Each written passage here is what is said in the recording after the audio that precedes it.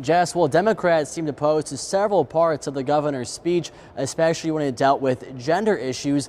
But a member of the governor's party said he's opposed to the proposed tax cuts in that speech. There seems to be enthusiasm in some areas for tax cuts. I was not one of those yet.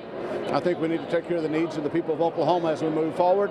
But I thought it was a great speech. Senator Roger Thompson reacting to Monday's State of the State address, where the governor called for numerous tax cuts, including the elimination of the state's 4.5% grocery tax. I want to make sure that we take care of the needs of the people of Oklahoma. I'm not against tax cuts. It needs to be well thought out. Again, you don't use one-time money for ongoing expenses. If you cut taxes, they stay cut. And so I want to make sure it's thoroughly vetted before we move forward. Most Republicans do seem on board, though, with the governor's stance on gender-affirming or reassignment care.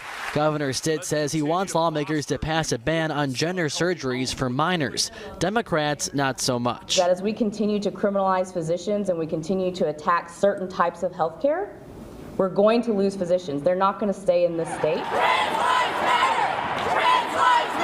House Democrats joining the voices of a few hundred demonstrators that were in the rotunda during the governor's speech, calling legislation that limits any such procedure an attack on health care. Open season on our communities just because we want to show up and access the world the same way everyone else does, that's not what a leader does. That's not what a governor does.